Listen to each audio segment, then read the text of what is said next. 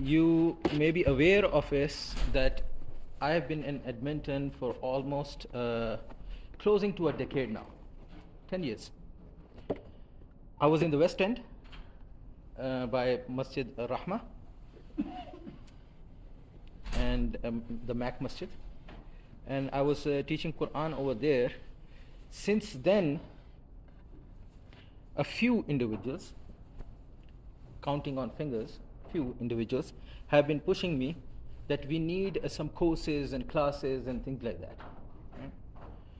We tried a couple of times in Masjid Rahma as well, in that area too, to engage the community, to start have some level of traditional discourses and classes where we would utilize our ulum based on what we have learned and everything, just to make an environment of learning and education for ourselves. Never panned out. The environment in Edmonton is very, very rough, right? And I'm not talking about the climate, right?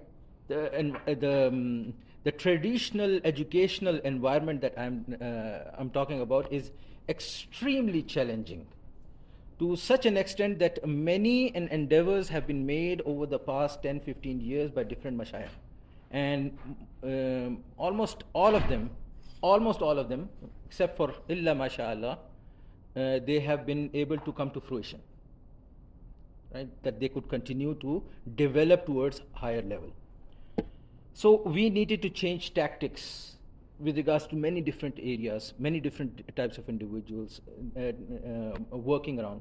When I moved over this side and ilmHub started to develop our Quran classes and things like that, we were my own personal desire was actually to work towards education system, not Quran level, rather on a slightly higher level of educating the explanation, the Arabic, the tafsir, and those areas of studies.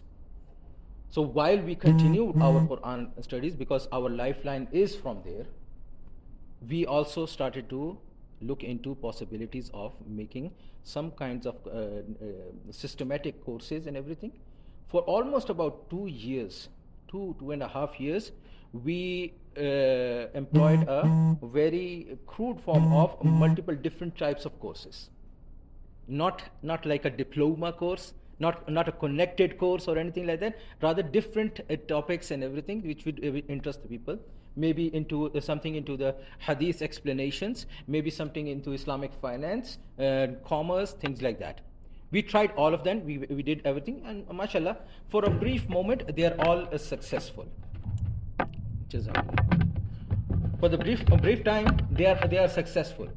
But still, there is a desire that was left over there, that there is no succession beyond it. You complete one course, okay, what's the next in the line? So when that discussion came up, then we started to have mashwara in between us, and we then started this Absolute Essentials program, AEP, right? And that was last year. We finally, in fact, it was supposed to be done a year before then, 2 years ago, but those of you who recall, Sheikh Mahmoud had an accident, and because of that, a lot of activity, it went down, right? So I was involved with Sheikh Mahmoud for quite some time. Because of that, I could not then give any more time over to all these side projects and everything. So, Qaddar Allah ma sha'a fa'al, last year we finally rolled out our program. Alhamdulillah, beyond my expectations. And I'm being very, very honest. As I said, the environment is extremely difficult over here. I was expecting more or less maybe like 4 or 5 enrollments, because it's a 1 year long program, about 10 to 12 months of active work, right? So study and everything. So I was not expecting. Beyond my belief, we had about 16 enrollments. 16 enrollments.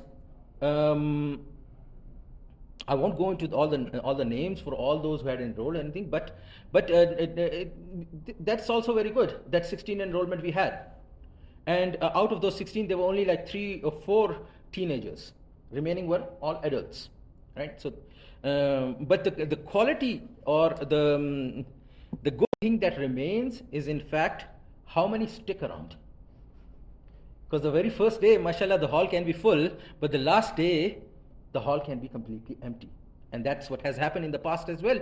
And a project will start, and well under the project, 2-3 months down, the attendance starts to drop and everything, and it just dissipates, right? But alhamdulillah, we now completed our first year. Out of, alhamdulillah, I'm very happy to say, out of the 16 that had enrolled earlier on, some had to leave because of their own difficulties and their own professions and everything. We have enrollment of about 11 students. So only 5 were not able to complete. The rest of them, they stuck through and carried through for the whole year, alhamdulillah, right? There have been ups and downs, alhamdulillah, because these are not school based, these are all professionals, right? Most of them are professionals. In fact, among those who completed their entire year, 50% are actually coming from university. So they have their own work, they have their own mechanism, their own life and everything, and still they are pulling out time so that they can spend a little bit to learn deen. This is mashallah a wonderful ratio. At least we can be happy about that.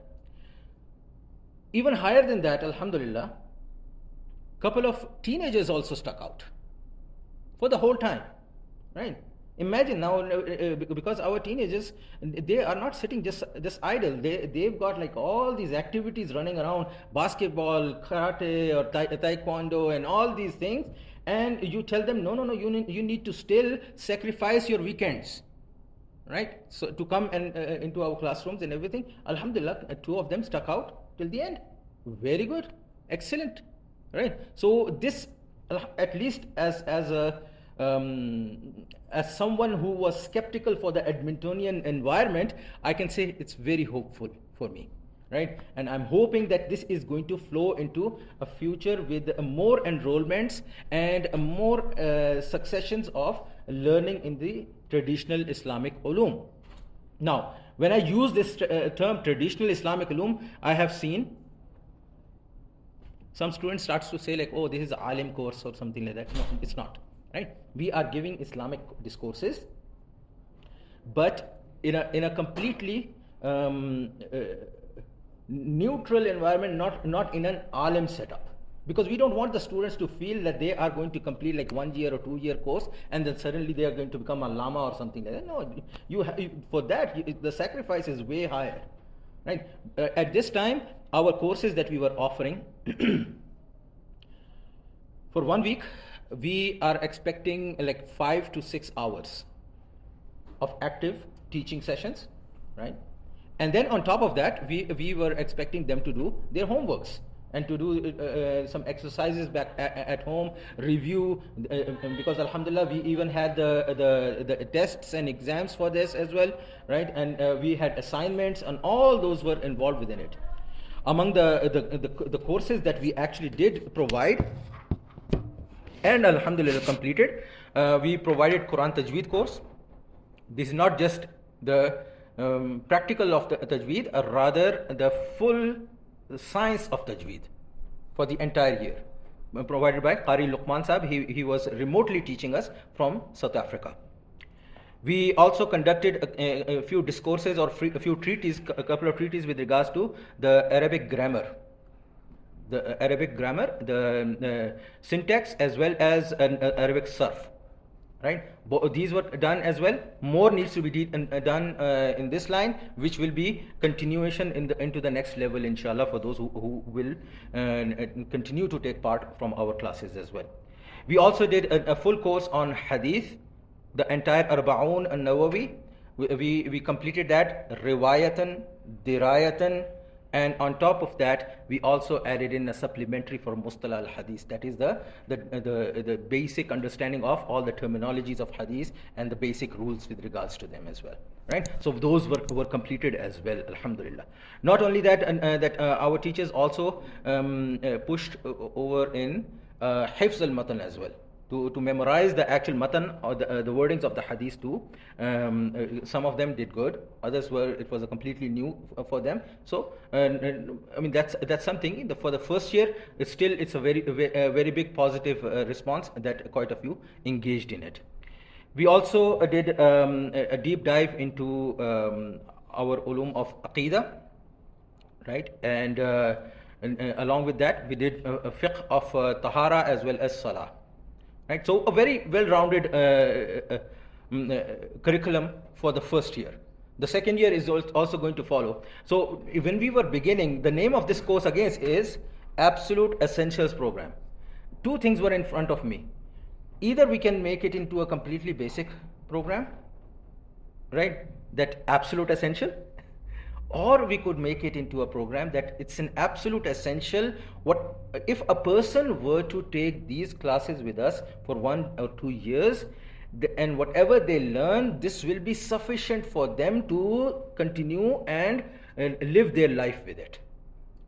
This second indication or second idea was much pleasing to my heart. So for the same Aqīda, Fiqh and all those areas, we tried to not only cover the width, rather we covered the depth of these courses as well. So while we were utilizing a course material which was very beginner's treatise, right, a primer in Fiqh, but we were still covering a lot of depth in the discourses as well as the different types of masail and rulings that were going on. Same thing with Aqīda. We discussed a lot of in-depth discussions within the Aqīda while maintaining a certain decorum for our classes as well. So I mean, how successful we are, inshallah, we will see probably in the fruits of our students when they start to engage with the community. In future, inshallah, the same is out of the same students, we are expecting for the students to actually go towards the second year, which is going to be a supplementary to the first year, and we will be covering a few courses that are related to the first one, especially in the Arabic, because you need a lot of exercise and a lot of practicalities and a lot of working out with the sentences and the conjugations and all the syntax of the Arabic to actually gain some semblance of mastership within the language. So that will continue to go in there, but at the same time we are going to be looking at some additional fiqh levels which are beyond basically salah, going to the hajj, saum, as well as we aim to bring in some understanding of like a nikah, marriage, the fiqh of that, as well as bringing give a round all around good completion to their understanding of all the fiqh. Once they have gotten this, those who will still be interested, inshallah, let's see, for future purposes, much deeper and higher courses can be reviewed, where they will actually engage into them in Arabic rather than learning all this in English, right? So they can continue to develop themselves, because as I said, that this journey of learning and applying the ulum into our life, this is a lifelong journey, right? We may have gotten our certification or sanad or this or that, but ask your imam, ask any sheikh, and they will say like, we're still learning. Every day we have to learn something new every single day. So it's not like it's done and dusted and we're done for the day. No, it's not like that. So all our life is going to be continuously going through that. So here now we have some of the students sitting here as well.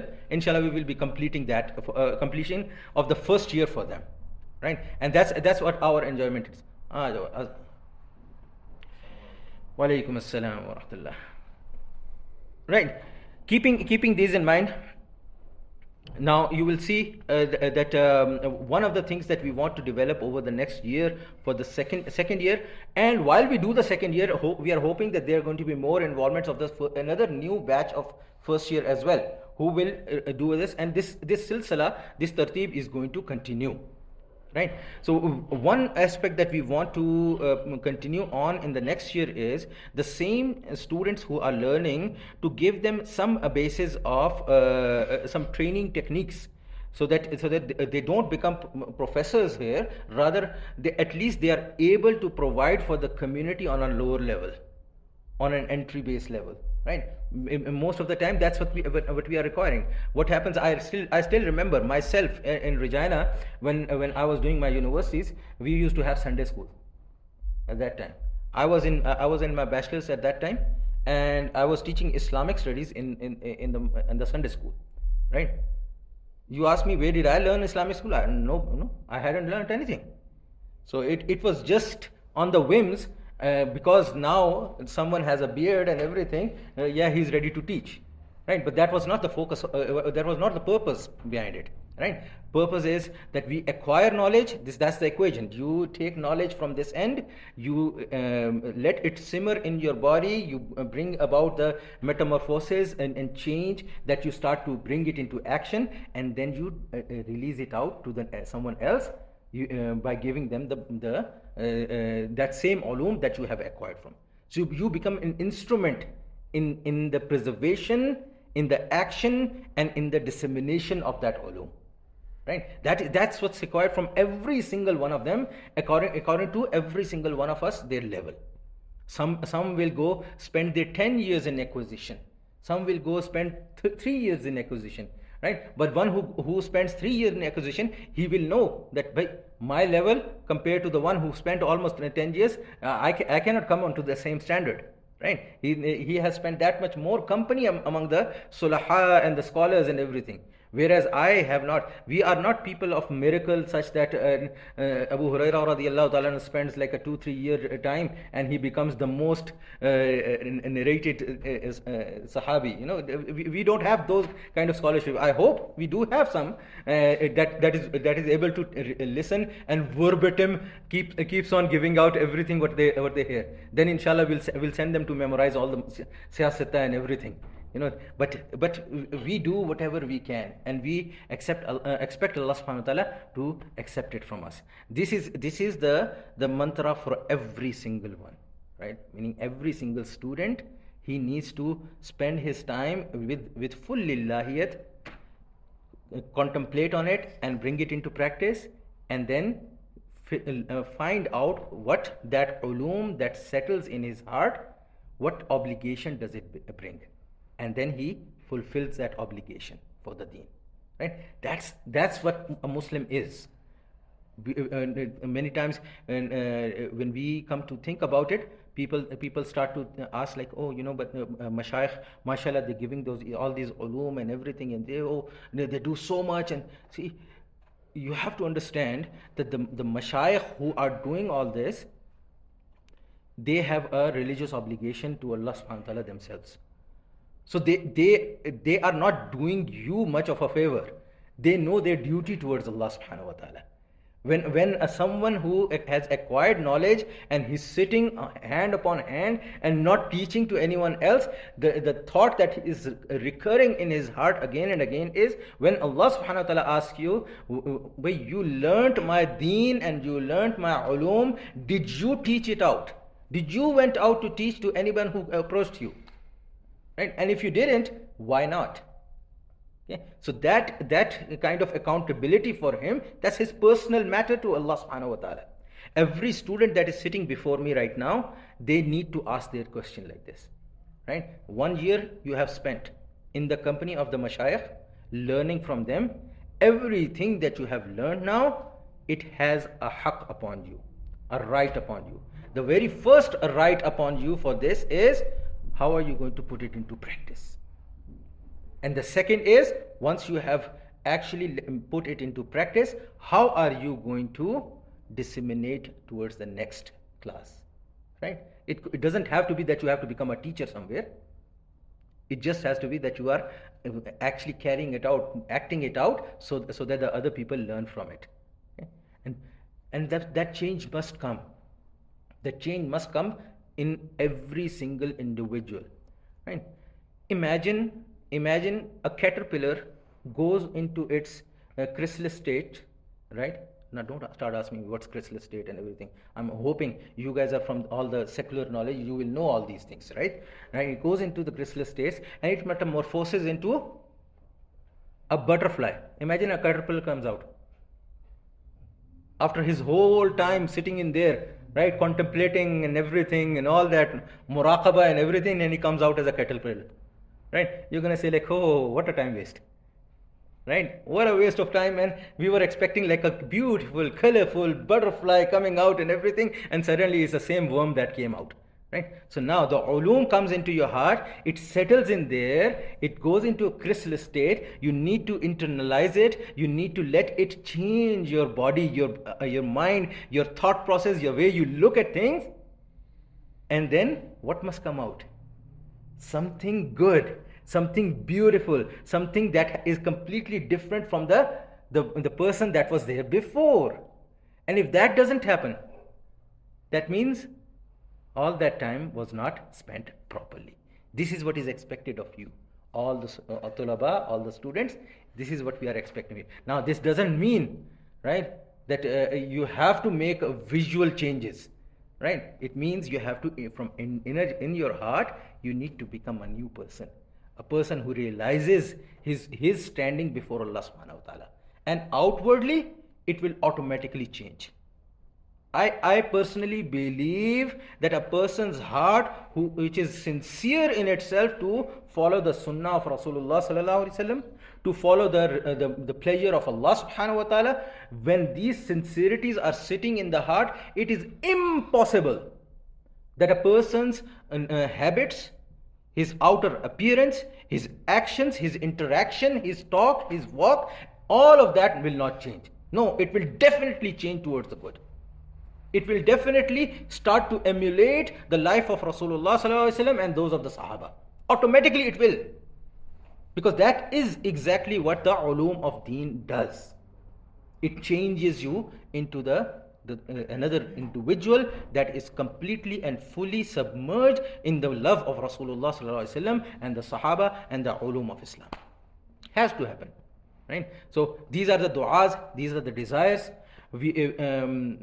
Yes, during the class time, we are very, very harsh at times. We are very much like striking and everything. We don't strike, by the way. Right? Striking meaning, emotionally, we sometimes emotionally blackmail our students. Why you do this? Why you do that? And everything. But at our heart, our love for everyone is on the same plane. We are expecting greatness from everyone who has shown desire to learn the deen of Allah. Right? How can that be a negative thing? That automatically puts them on a pedestal where we have to make dua for them. May Allah accept each and every action of theirs, and may Allah put barakah in every next action that they are going to bring. That is how we conclude our year, and inshallah when we go into the next year, we come with another dua that may Allah subhanahu wa ta'ala let them make the basis of the first year and the second year makes it even better towards the higher level. May Allah give us this tawfiq, may Allah give us understanding, may Allah accept each and every one of you. I was also supposed to give a personalized like reporting and everything, but I think that we can just keep at the general level. This is good, alhamdulillah. Right? May Allah accept each and every one of you. Subhanallah.